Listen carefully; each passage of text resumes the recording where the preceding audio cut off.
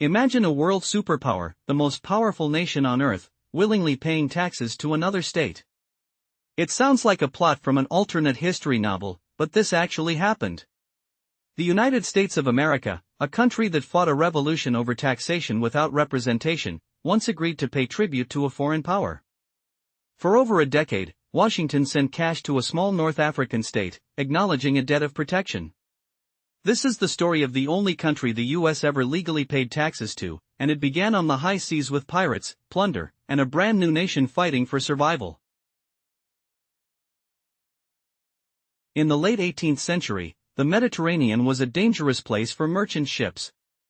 The Barbary states of North Africa, Morocco, Algiers, Tunis, and Tripoli operated as quasi-independent pirates, raiding vessels and enslaving their crews. For centuries, European powers paid these states protection money, or tribute, to ensure safe passage. When the United States won its independence, it lost the protection of the British Navy. Suddenly, American merchant ships were prime targets. Barbary Corsairs seized American vessels, cargo, and men, demanding ransom and tribute. The young U.S., with a tiny navy and empty treasury, faced a humiliating choice: pay up or fight. In 1784, the American ship Betsy was captured by Moroccan pirates. The crew was held for ransom. This crisis forced Congress to act. Rather than build a navy strong enough to confront the Corsairs, they chose the cheaper option: negotiation and tribute. In 1786, Thomas Jefferson and John Adams met with Tripoli's ambassador in London.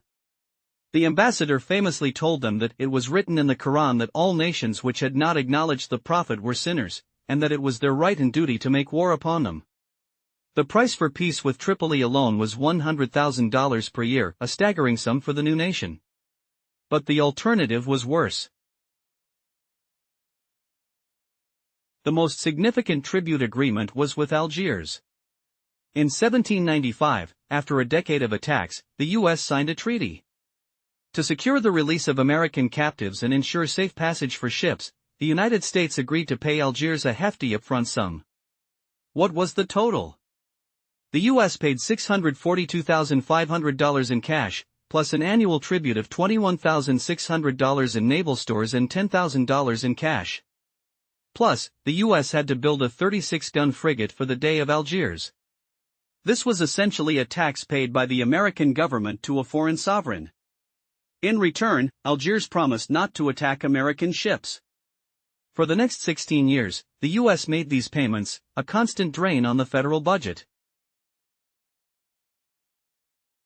Thomas Jefferson, who had always opposed paying tribute, became president in 1801. He refused the increased demands from Tripoli, leading to the First Barbary War.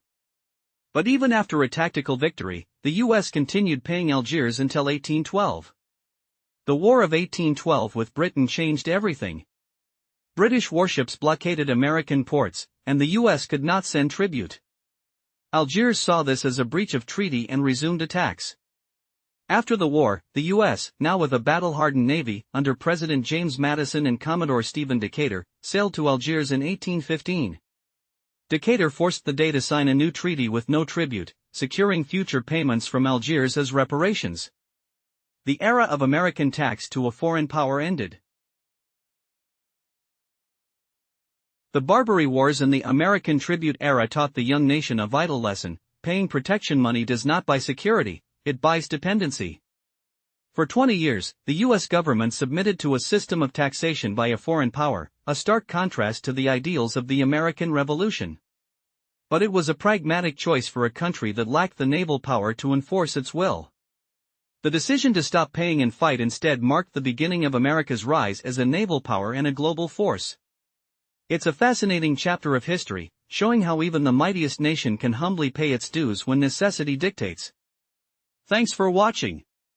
If you found this valuable, don't forget to subscribe to the channel for more videos.